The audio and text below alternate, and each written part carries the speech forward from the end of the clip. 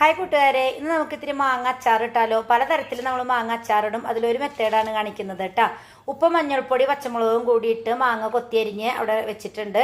ഇനി അതിലേക്ക് ഇഞ്ചി, വെളുത്തുള്ളി, പച്ചമുളക്, കറിവേപ്പില ഒക്കെ ചെറുതാക്കി അരിഞ്ഞ് വെച്ചിട്ടുണ്ട്. ഉലുവ, കായം വറുത്ത് പൊടിച്ച് വെച്ചിട്ടുണ്ട് കേട്ടോ. ഇനി നമ്മളിതാ കടുക്, മുളക്, കറിവേപ്പില താളിച്ചെടുത്തു. അതിലേക്ക് നമ്മൾ അരിഞ്ഞു വെച്ചിരിക്കുന്ന ഇഞ്ചി, വെളുത്തുള്ളി, പച്ചമുളക്, കറിവേപ്പിലയൊക്കെ അരിഞ്ഞതിട്ട് നന്നായിട്ട് മൂത്ത് വരുമ്പം നമ്മളതിലേക്ക് മുളക് പൊടി ചേർത്ത് കൊടുക്കുക. എരിവിനനുസരിച്ച് ചേർത്ത് കൊടുക്കുക. നമ്മൾ നാടൻ മുളകായതുകൊണ്ട് നല്ല എരിവുണ്ട്. അപ്പം ഞാൻ കുറച്ച് മുളക് പൊടി ചേർത്ത് കൊടുക്കുന്നുള്ളൂ. മുളകൊക്കെ നന്നായി മൂത്ത് വന്നപ്പോൾ നമ്മളതിലേക്ക് ഉലുവ, കായം വറുത്ത് പൊടിച്ച് വെച്ചിരിക്കുന്നത് ചേർത്ത് കൊടുത്തിട്ടുണ്ട്. ഇനി അതൊന്ന് മൂത്ത് വന്നപ്പോഴത്തേക്കും അതിലേക്ക് കുറച്ച് വിനീഗർ ഒഴിച്ച് കൊടുക്കുന്നുണ്ട് കേട്ടോ. ചൊറുക്കയുണ്ടല്ലോ, അത് കുറച്ച് ഒഴിച്ച് കൊടുക്കുന്നുണ്ട്. എന്നിട്ട് നമ്മൾ ഫ്ലെയിം ഓഫ് ചെയ്യാണ്.